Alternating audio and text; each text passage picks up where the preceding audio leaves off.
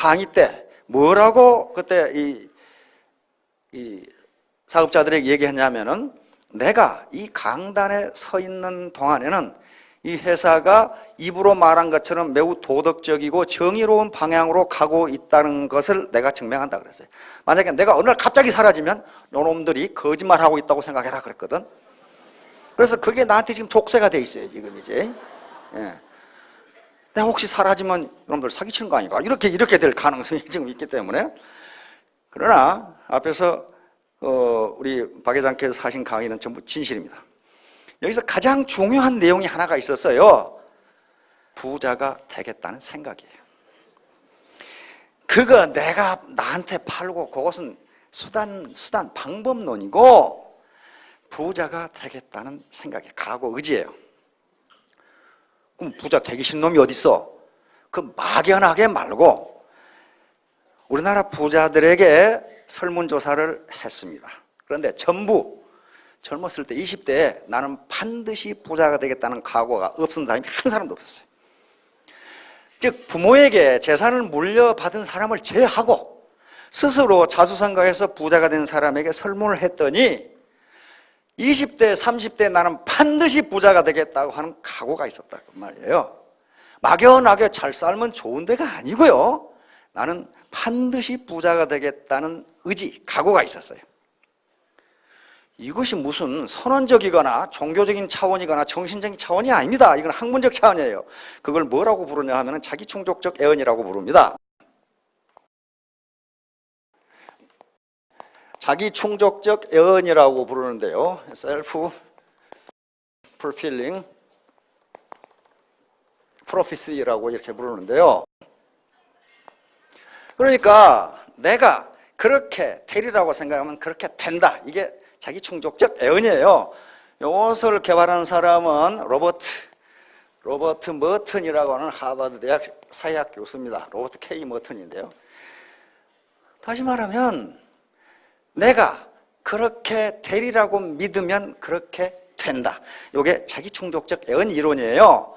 이걸 증명한 게 이제 피그말리온 효과라고 하는 그런 효과입니다. 피그말리온 이펙트라고 하는. 그러니까 다시 말하면 이것은 이미 기라성 같은 세계적인 학자들에 의해서 학문적으로 증명이 된 거예요. 내가 그렇게 되리라고 믿으면 그렇게 된다. 그렇게 된다. 그러니까 그렇게 되리라고 믿으면 그렇게가 뭐예요? 그게 목적이고 비전이고 꿈이고 그것이 구체적인 목표예요. 구체적인 목표가 없으면 그거 달성 못해요. 구체적인 목표가 없는데 뭘 어떻게 달성을 합니까? 내가 3년 이내에 판매사가 되겠다. 난 3년 이내에 뭐가 되겠다. 그때 내 소득은 얼마가 만들겠다. 그렇게 되면 거기에 맞춰 뛰게 돼 있어요. 자기가 자기에게 팔면 된다. 그거 맞는 말씀인데 그건 부자가 되기 위한 방법론이에요. 방법론. 그 방법론은 얼마든지 많이 쓸 수가 있어요.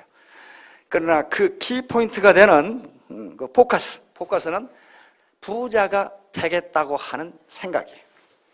자, 3인성어. 우리 어르신들은 아시죠? 석삼자, 사람인자, 이룰성자, 호랑이호자, 범호자입니다. 세 사람이면 호랑이도 만들어낼 수 있다. 그러면 아시겠죠? 이 중국 분들은 기가 막히게 금방 알아버리네. 세 사람이면은 호랑이도 만들어낼 수 있다.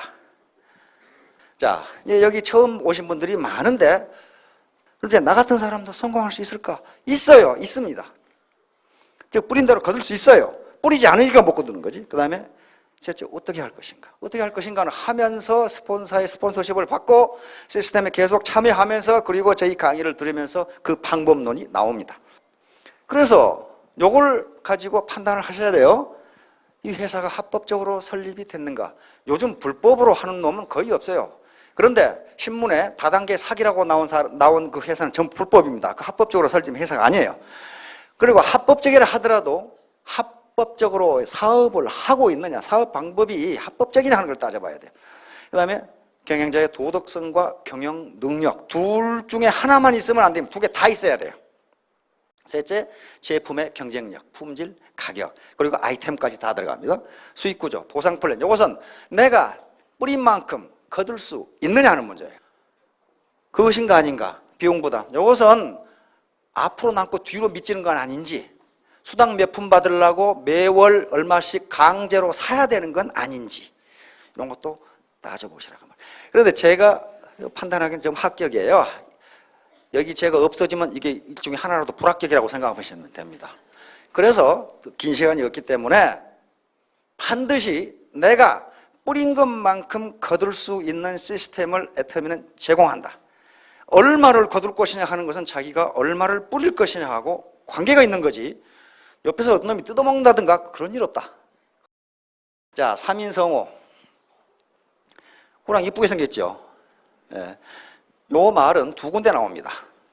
여기 한비자라고 하는 전국시대에 아주 법과 사상을 집대성한 그런 인물이고, 그 다음에 전국책이라고 하는 유향이라고 하는 사람이 쓴 춘추 전국시대라는 중국의 그 시대가 있는데, 전국시대라는 말이 이 책에서 나왔습니다.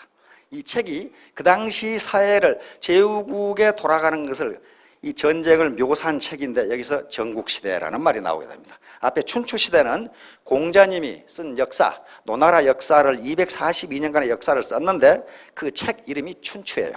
그래서 그 시대를 춘추시대라고 부르는데, 전국시대에는 서로 제후국들이 중앙정부의 말을 듣지 않고 저끼리 땅 따먹기를 하던 시기입니다. 쉽게 말하면 우리 지금 서울에 중앙정부가 있는데 각 도와 각 지방자치단체가 옆에 지방자치단체하고 전쟁을 해가지고 그 땅을 자기 땅으로 차지하는 시대다, 그렇게 생각하면 돼요. 중앙정부 말을 안 들어.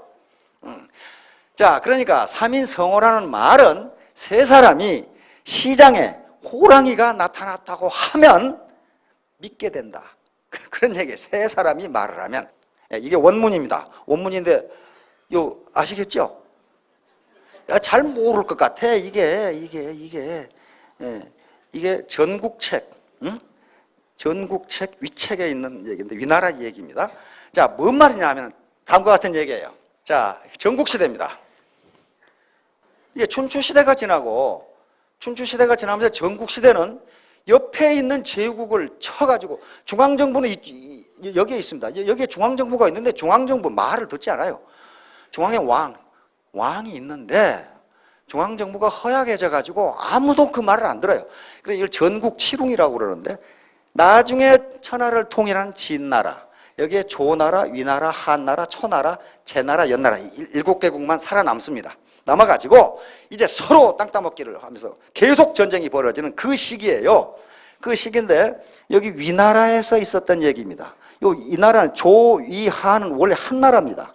진나라라고는 한나라인데 왕을 없애버리고 조씨, 위씨, 한씨가 나라를 세 개로 갈라가져 버렸어요. 그러니까 오늘 같으면 상 개판이죠. 그러니까 중앙정부고 나발이고 나라 세 개로 우리가 갈라갔겠다. 갈라가져 버린 거예요. 그래가지고 저끼리 싸워. 이제 저끼리 싸우는데 조나라가 커지면서 이 나라에서 조나라로 너희 종말할 때 태자를 인질로 보내라, 그때 얘기예요.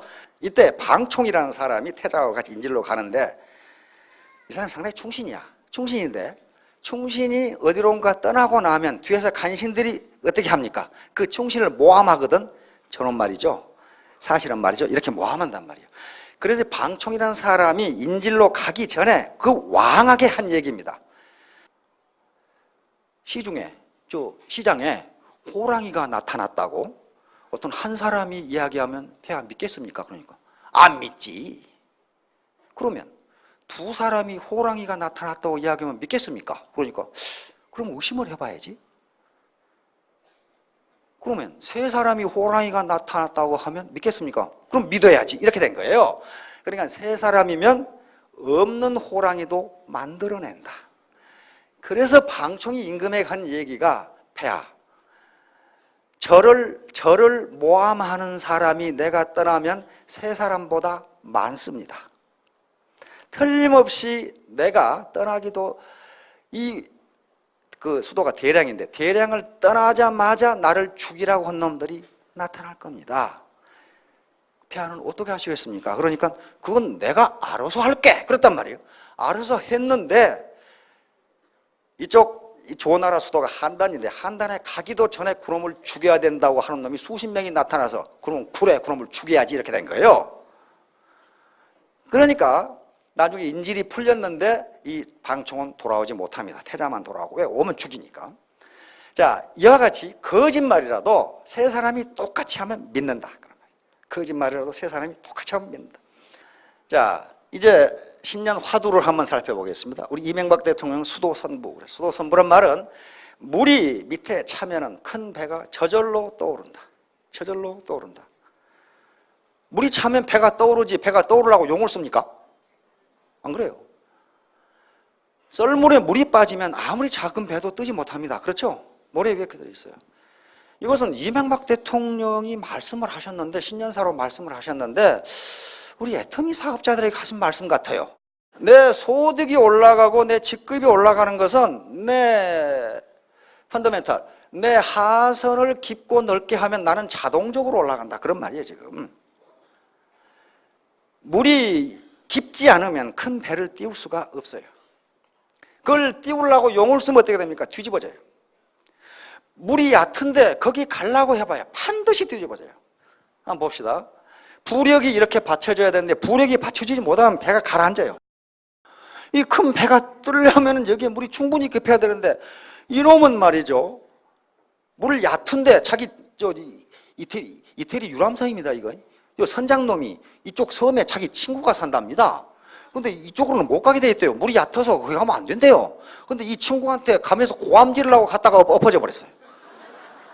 그러니까 이렇게 큰 배가 뜨려면 수심이 충분히 깊어서 부력을 받아줘야 저절로 뜨는데 부력이 충분치 않은데 거기를 가려다가 이렇게 된단 말이에요. 그러니까 직급이 올라가고 소득이 올라가게 돼서는 밑에 다운라인의 소비자 집단이 충분히 크면은 자기가 용을 쓰지 않더라도 올라간다. 이번 크라운 마스터가 된 박정수 총장 같은 거 그런 케이스예요. 하나도 용 쓰지 않았어요. 그런데 어느 날 자고 일어나 보니까 크라운이 돼 있었어. 자기도 몰랐다. 그게 뭐예요? 밑바닥이 튼튼하니까 그냥 떠버리는 거예요. 이걸 누가 말씀하셨냐? 이명박 대통령께서 이렇게 말씀하셨다고 말이에요. 신년사로. 이렇게 된다 이 말이야. 이명박 대통령 끝에 뭐라고 그랬냐면은 국가가 발전하면 내버려 둬도 국가의 이상이 올라간다. 그 말씀을 하시려고 사실은 그랬어요. 금년도 S그룹의 우리나라 최고의 S그룹의 신년 화두입니다. 득전전창이라고 S그룹은 했습니다. 득전전창이라는 말은 사마천의 사기 전경중 완세가라는 세가가 이건 제후들의 기록을 역사를 기록한 걸 세가라고 그러는 여기에 나와 있는 말인데 득전전창이란 무릇 이를 도모할 때 만전을 기한 사람은 완전한 성공과 번창을 이룬다 그 말이에요. 준비도 안 하고 완전하게 자기가 올인도 하지 않고 성공한다는 게 있을 수가 없다. 근데 다시 매승이라는 요건 이제 한나라 시대인데 한나라 전한 시대인데 상소문에 이런 말이 있습니다. 이건 우리 애터미 사업을 하겠다고 하시는 분들에게도 아주 큰 교훈이 돼요. 또 다른 일을 하더라도 마찬가지입니다. 득전자 전창. 다시 말하면 무릇 일을 도모할 때 만전을 기하는 사람은 완벽한 성공과 번창을 이루지만 실전자 전망 이런 걸 만전을 기하지도 않고 성공하려고 하는 놈은 완전히 망한다 그런 말이에요. 완전히 망한다. 무슨 일이든지 혼신의 힘을 다해서 해야 성공한다. 우리 속담에 사자가 쥐 한 마리를 잡을 때도 최선을 다한다고 그랬습니다. 최선을 다해요 진짜. 최선을 다합니다. 치타가 가장 빠른 짐승이 치타라고 그러는데 조그마한 무슨 풀 뜯어먹는 그 초식동물을 쫓을 때 어떻습니까? 있는 힘껏 달려서 나중에 그냥 배가 왔다 갔다 하면서 숨을 몰아쉬죠. 그렇게 하지 않고서는 그 연약한 초식동물 잡을 수 없습니다. 술술 가가지고는 못 잡아요. 그렇듯이 애터미 사업도 분명히 성공할 수 있는 기회를 제공하지만 성공 그 자체를 보장하지는 못한다. 우리 애터미의 박한길 회장이 정한 금년도 사자성어입니다. 안불망이. 편안하고 안전할 때 망할 수도 있다는 걸 잊지 말라 그 말이에요. 우리 연구소 작년에는 여시구전했습니다. 여시구전은 시대의 흐름에 맞춰서 함께 전진하자 그 말이에요. 함께 발전하자. 애터미 사업은 혼자 하는 게 아닙니다. 같이 해야 돼요. 함께 전진하자. 시대의 흐름이 뭐예요? 지금 농경사회와 산업사회를 거쳐 지식정보 사회로 갔는데 옛날 타령만 하고 있어서는 안 된다는 거예요. 그래도 내가 옛날에 뭐였는데, 과거는요 바꿀 수가 없어요. 그러나 현재와 미래는 자기 의지에 따라서 바꿀 수가 있습니다.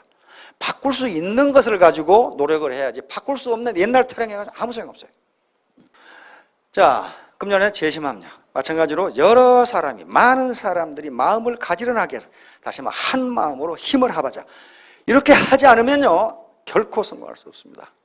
1대1로 유수의 기업들의 인재들하고 경쟁해서 경쟁 우위를 가질 사람이 한 사람도 없어요.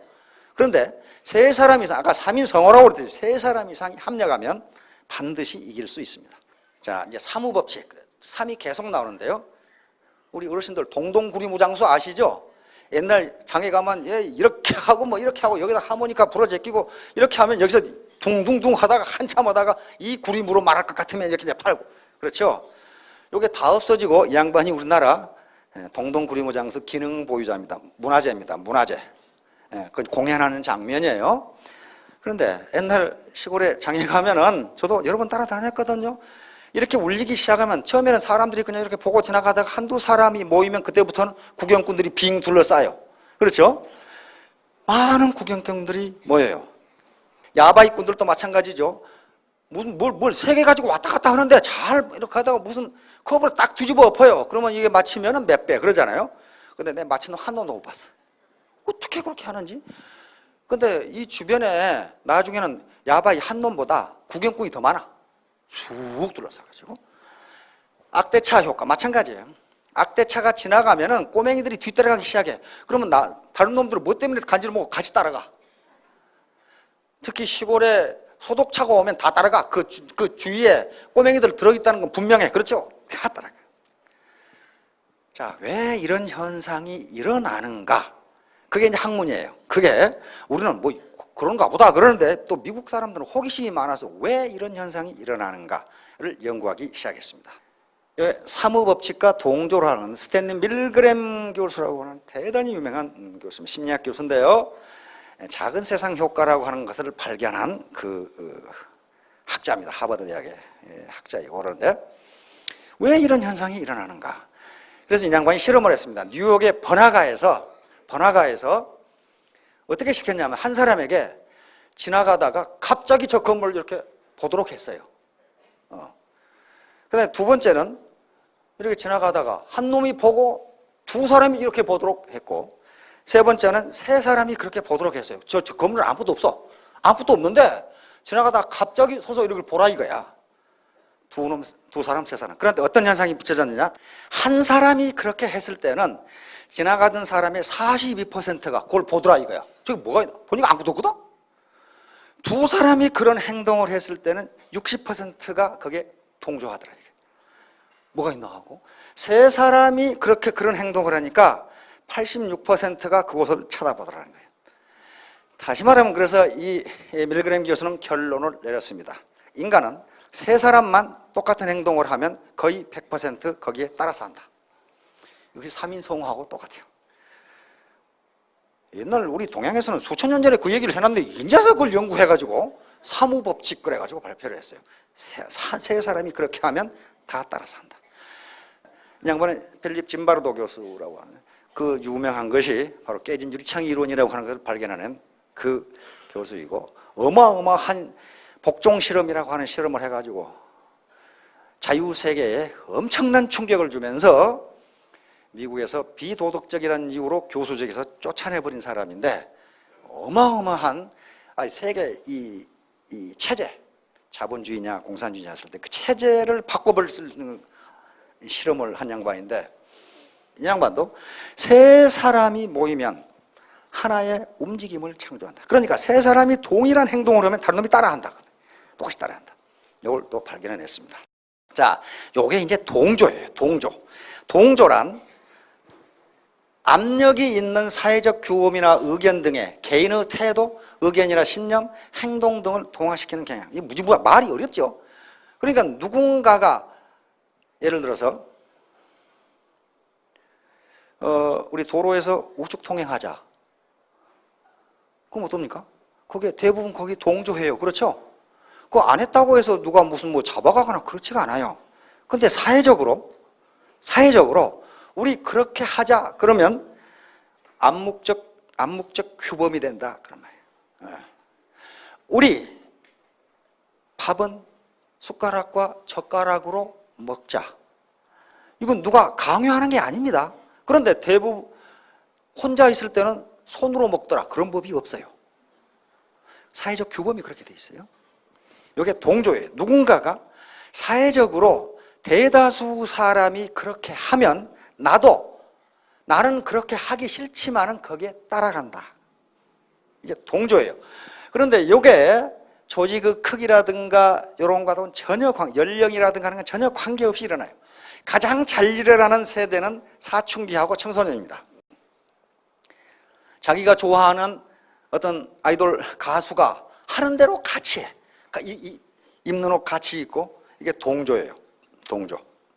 그런데 어른도 마찬가지입니다. 유행에 따라간다든가 하는 것도 전부 동조예요. 남이 하니까 나도 한번 해보고 싶다. 그럼 왜 그렇게 하느냐? 그렇게 하는 것이 심리적으로 편하다는 거예요. 자기 혼자 왕따 당하기가 싫다. 이런 것 때문에 동조 현상이 일어납니다. 그런데 이런 동조 현상은 좋거나 나쁘지가 않아요. 좋은 것도 있고 나쁜 것도 있어요. 나쁜 것을 예를 들면 조폭과 같은 범죄 집단에서 동조가 가장 강하게 일어납니다. 아무 말도 안 해도 보스에 충성하고 나가면 죽이고, 이게 동조예요. 그건 아주 나쁜 동조예요. 그러나 사회적 규범을 지키는 데 있어서 누가 말하지 않더라도 버스나 지하철에서 노인이나 노약자나 또는 임산부에게 자리를 양보한다. 이건 법률적으로 양보 안 해도 위반되는 게 아니에요. 사회적 규범, 사회적 가치가 그렇게 되어 있으면 거기에 동조한다 그런 말이에요. 그렇게 되면 사회 질서가 유지됩니다. 그래서 일반적으로 거의 모든 동조는 사회 질서와 조직의 질서를 유지하는 데 매우 중요합니다. 거기서 삐져나가면은 거기서 반드시 문제가 일어나요. 왜냐하면 대다수 사람들이 그렇다고 생각하고 있는데 자기는 아니라고 생각하거든. 자, 그래서 왜 어떤 상황에서 동조가 일어나는지 미국 사람들은 또 이걸 또 실험하지 않고는 못 베기는 사람들, 이걸 실험을 실시했어요. 자, 무자프 셰리프의 실험이 가장 먼저 한 실험입니다. 동조로서는 가장 먼저 한 실험인데, 무자프 셰리프니까 이건 터키계 미국인입니다. 이게 심리학 교수인데요. 자동운동 효과, 자동운동 실험이라고 하는 실험을 했습니다. 이게 무슨 실험이냐면요, 여러분 이 화면 보는데 정신이 어지러질합니까? 괜찮지요? 괜찮은 건요, 이 화면을 보는데 정신이 어지러지하지 않은 것은 요 옆에 이런 것들이 보이기 때문에 그래요. 이게 안 보이면요 정신이 어지러지합니다. 이 실험을 한 거예요. 깜깜한 방에 담뱃불과 같은 불을 하나 딱 놔둬요. 불을 하나 놔두고 한 15피트니까 한 5m 실험자들한테 그 불을 보라 그랬어요. 깜깜한 방에서 이 담뱃불 하나만 보이면요, 어떤 현상이 빚어지냐면은 착시 현상이 일어납니다. 이 담뱃불이 움직입니다. 집에 가서 한번 해보세요. 근데 그 담뱃불 주변에 아무것도 안 보여야 돼요. 담뱃불만 보여야 돼요. 뒤에 벽도 안 보이고 깜깜하니까. 옛날엔 시골에 가면 그렇게 됐죠. 깜깜하죠. 밑에 받침대, 재떨이도 안 보여, 아무것도 안 보여. 담뱃불만 빨갛게 보이면 그걸 보고 있으면 담뱃불이 왔다 갔다 이렇게 합니다. 뱅뱅 돌고 왔다 갔다. 오늘 밤에 종이로 때롱을 만들어 가지고 하늘에 별을 하나만 보세요. 다른 거 보면 안 됩니다. 별 하나만 보면 별이 왔다 갔다 합니다. 움직여요, 별이 이렇게. 이걸 자동운동 실험이라고 그러고, 자동운동 효과, 그리고 이걸 착시 현상이라고 그럽니다. 착시가 일어나요. 왜 그런 착시가 일어나면요, 당장 해보세요. 휴식 시간에 이렇게 서 있으면 서 있죠. 눈 감고 서 있어봐요. 이게 되는가? 눈 감고 서 있어봐요. 몇 초 못 견뎌요. 왜 그렇게 되냐 하면은, 인간이 균형을 잡을 때 두 눈으로 여러 물체를 보면서 내 위치가 어디인가를 알면 균형이 잡히는데, 눈 감아버리면 그걸 준거 틀이라고 하는, 프레임 오브 레퍼런스라는 준거 틀이 있어야 내가 어디 있는가를 알 수가 있어요. 나는 항상 상대적 위치니까 그래요. 상대적 위치니까 준거 틀이 없으면 아무 판단을 할 수가 없어요. 예를 들면 이분이 키가 크다. 그렇게 얘기했을 때 이 사람 머리에는 뭐가 들어있는 거예요, 지금? 키가 크다 작다는 상대적인 문제이지 절대적인 문제가 아니에요. 그러면 어이구 저 아가씨 키가 크네. 그 말은 이 사람 머리에는 한국인 여자의 평균 키라는 개념이 들어있어요. 요걸 기준으로 크다 작다를 분별해요. 요게 준거 틀이라고 하는 거예요. 모든 판단은 그렇게 돼요. 저 아가씨 굉장히 이쁘네. 그 말은 무슨 말이에요? 한국인 여성의 평균 미모를 봤을 때 평균 이상이다, 그런 말이에요. 그러니까 그 말은 하지 않지만 머릿속에는 어떤 기준이 들어있어요. 기준. 모든 판단은 그렇게 합니다. 그렇듯이 어떤 물체를 볼 때 내 키가 얼마다, 저 사람 어디 있다 하는 것은 요 주변에 뭐가 보이니까 상대적으로 이 사람이 강당 가운데 서 있네, 이렇게 되지. 아무것도 안 보이고 나만 봐요. 그럼 저놈이 어디 서 있는지 몰라요. 왜냐하면 준거 기준이 없어. 그렇듯이 요게 불을 보고 있으면 불이 왔다 갔다 해. 그런데 실험에 참가한 대학생들인데 대학생들은 진짜 그 불이 왔다 갔다 하는 줄 알았어. 왜냐하면 그 당시 착시라는 현상을 학자들만 알지 잘 몰랐거든. 자, 그렇게 해놓고 이제 전부 나오라고 그랬어요. 나오라고 해놓고 처음에 각자 물어봤어요. 그 불이 몇 메타나 움직였지? 몇 메타나 움직였지? 그러니까 전부 다르게 적어내. 뭐 어떤 놈 몇 센치, 어떤 놈 1m, 뭐 어떤 놈 2m, 뭐 50cm. 그건 자기 시각에 따라 그렇게 날아가요. 그런데 그 이튿날은 3일날은 그 실험에 참가한 사람들 다 집합시켜 놓고 그럼 얼마나 움직였지? 그걸 써내라고 그랬어요. 그랬더니 저것끼리 토의를 해가지고 점점 하나로 답이 맞춰져 가. 그리고 그렇게 생각하지 않은 놈도 그렇게 생각하게 되어가. 그 이튿날 또 했어. 또 했으니까 점점 가까워져. 점점 정답이 나와, 거기서. 처음에는 다 다르다고 그러더니 나중에 다 똑같다고 이제 그렇게 얘기해.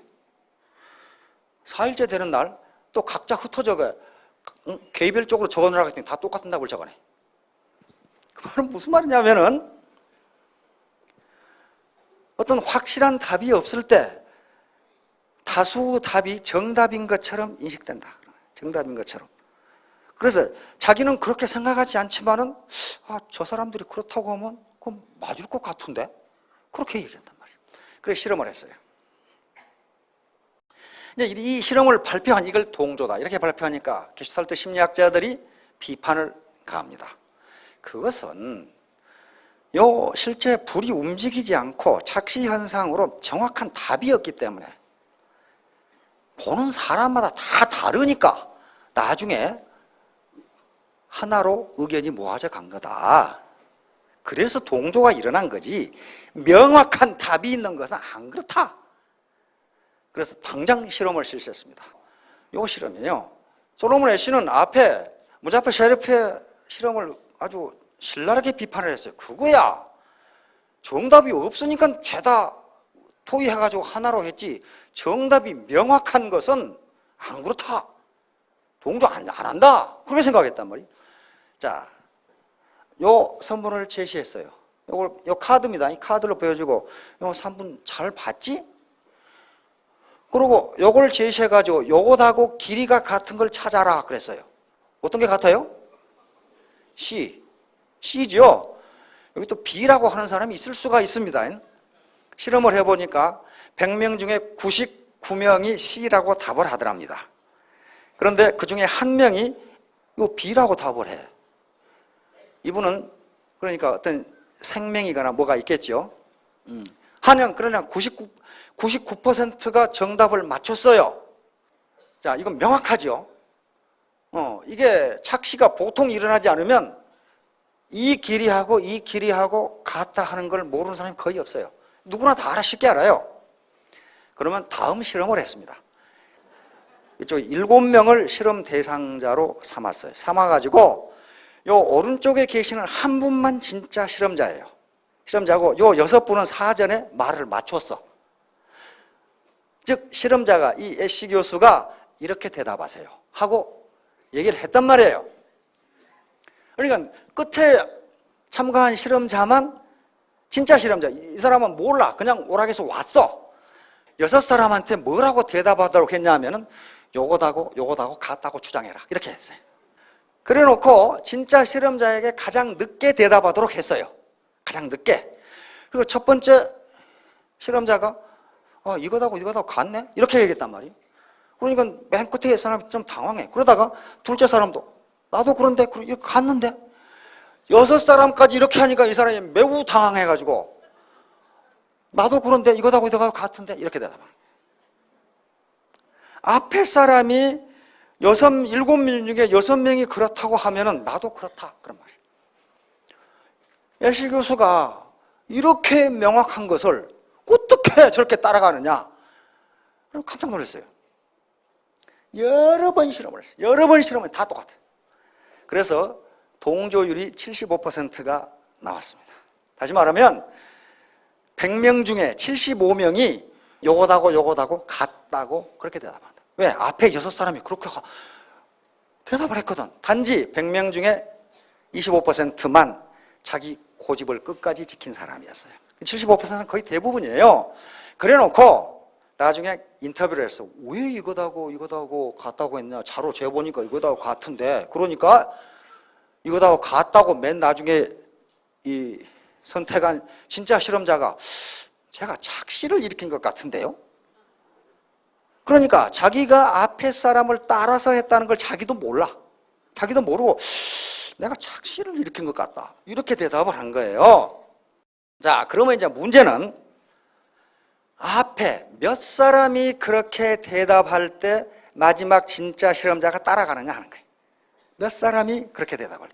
몇 사람이 오답을 말할 때 맨 끝에 있는 진짜 실험자가 거기에 따라가느냐. 여러 사람을 놓고 실험을 했더니 2사람인 경우에는 따라가지 않았습니다. 2사람인 경우에는 자기 고집을 폈는데 3사람이 그렇게 했을 때 가장 크게 효과가 나타났어요. 이 사람도 이거 같다. 이 사람 3사람이 그렇게 하니까 마지막 사람도 나도 그러네. 그렇게 따라. 다시 말하면 사무의 법칙이 여기서 정확하게 적용돼요. 3사람이 똑같은 얘기를 하면 그것이 거짓말이라도 참말이 된다.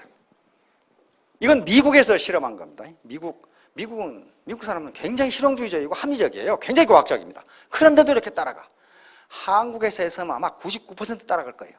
여기 나오죠? 회식으로 가서 나 짜장면 그러면 나도 볼 것도 없어. 다 짜장면. 동조가 일어나요. 그 동조가. 특히 과회식으로 갔는데 과장님이 짜장면 그러면 과원들은 볼 것 없어. 몽땅 짜장면. 동조 현상입니다. 왜냐하면은 그렇게 하는 것이 마음이 편하다 그런 말이에요. 이 동료들로부터 내가 소외당하는 것이 싫다. 이건 무의식적 세계입니다. 자기가 그걸 계산하는 게 아니고 무의식적으로 그렇게 해야 마음이 편하니까 그렇게 되는 거란 말이에요. 이제 결론적으로 얘기하면 애터미 사업을 하면서 같은 방향을 두고 같은 말을 해야 된다는 게 우리가 연합해서 여러 마음을 가지런하게 해서 힘을 합해야 된다는 게 절대로 거짓말을 하면 안 돼. 절대로 거짓말을 하면 안 돼. 진실을 이야기해야 돼. 똑같이 얘기해야 된다. 진실을 이야기해야 돼. 자기 생각을 섞어가지고 허풍을 친다거나 거짓말을 하면 안 된다고 말이야. 절대로 안 돼. 어떤 실험까지 했냐면 그러면 요 6사람한테 그 B가 같다고 얘기해라 그랬는데 한 사람씩 배반하도록 실험을 조작을 했어요. 한 사람이 나는 그게 아니고 C 같은데 이렇게 했을 때 마지막 실험자가 C라고 할 확률이 25%가 떨어졌어요. 다시 말하면 그 중에 한 사람이라도 딴소리를 하면은 고객이나 자기 파트너가 동조하는 비율이 25%가 떨어져 버린다. 그러면 한 사람이라도 딴소리를 하면은 그러니까 모든 사람이 같은 소리를 했을 때 고객과 파트너가 동조를 하는 거지 이 사람은 이 소리하고 저 사람은 저 소리 하면은 한 사람이 거기서 벗어날 때마다 25%가 떨어지니까 2사람만 해도 절반 떨어져 버린다. 그 말이에요. 2사람만 딴소리를 해버려도. 따라서 이제 이 사업을 애터미 사업을 하기로 결심을 했거나 알아보는 분들은 분명히 말하건대 애터미는 사회로 올라갈 수 있는 계층 이동 후 사다리가 될 수 있는 기회를 제공합니다. 기회를 제공하는 거지 그걸 보장하는 건 아니에요. 보장하는 건 자기가 해야 돼요. 자기가 해야 되고 혼자 해서는 안 됩니다. 혼자 절대로 못해요. 이건 네트워크라는 게 그물망 아니에요. 휴먼 네트워크, 인간 그물망이거든요. 아무리 나무가 커도 혼자서는 숲을 이룰 수 없다는 속담이 있습니다. 이 나무, 저 나무, 잡목, 그냥 막 휘어진 나무, 이게 어우러져 가지고 하나의 숲이 생기면은 거기에 많은 생명체가 먹고 삽니다. 그렇죠? 혼자 나무가 아무리 커도 안 돼요. 아프리카 속담에 그런 것이 있더라고. 아무리 눈이 커도 눈 하나보다는 작은 눈 2개가 낫다 그랬더라고. 그 말 맞네 그러더라고. 맞아요. 2개가 있어야 중거 트레이에서 방향을 정확하게 잡거든요. 안정돼요. 그러니까 여기 모이신 분들이 전부 눈 2개 가지고 계시는데 이 많은 눈이 하나로 합하면 훨씬 밖에 볼 수 있다. 다시 말하면 3인성호, 세 사람이 동일한 말을 하면 없는 호랑이도 만들어내는데 세 사람 이상이 진실을 말하면 그것은 동조 효과를 얻을 수 있다. 이건 많은 심리학들이 계속적으로 그 뒤에 또 실험을 했어요. 실험을 했는데 다 맞아요. 다 맞아. 심지어는 뭐까지 실험을, 이것이 인간의 생각하고 어떤 관계가 있냐는 거 다 실험을 했어요. 원래 학자라는 게 그런 거 해가지고 먹고 사는 거거든. 따라서 이제 구체적인 방법은 이제 스폰서라든가 또는 센터 미팅이라든가 이런 교육을 통해서 점차 습득해 가실 겁니다. 그러나 나 혼자 뛰어서 성공할 수 있는 사업은 결코 아니다. 휴먼 네트워크 그물인데 많은 고기를 잡으려면 그물이 커야 돼요. 나 혼자 그물코 하나 가지고 많은 고기 잡을 수 없어요. 그러면 그물코가 아주 가로 세로 어우러져 가지고 잡을 수 있다. 자, 금년 계산년인데 뱀의 해입니다. 뱀은 굉장히 지혜롭다고 그럽니다. 그건 내가 테스트를 안 해봤어요. 안 해봤지만은 하여간에 혼자 하는 것보다는 같이 하는 게 시너지 효과를 얻을 수 있다. 그걸 집단지성, 집단지능이라고 합니다. 하나의 지능보다 여러 지능이 합하면 성공할 수 있다. 그렇게 되면 S그룹, H그룹, 그런 L그룹 근무하는 젊은이들보다 더 빠른 시간 내에 더 큰 소득을 얻을 수도 있다. 얻는다가 아닙니다. 얻을 수도 있다. 그것은 자기가 뿌린 대로 거둔다. 모두 금년에 큰 성공하시기 바랍니다. 감사합니다.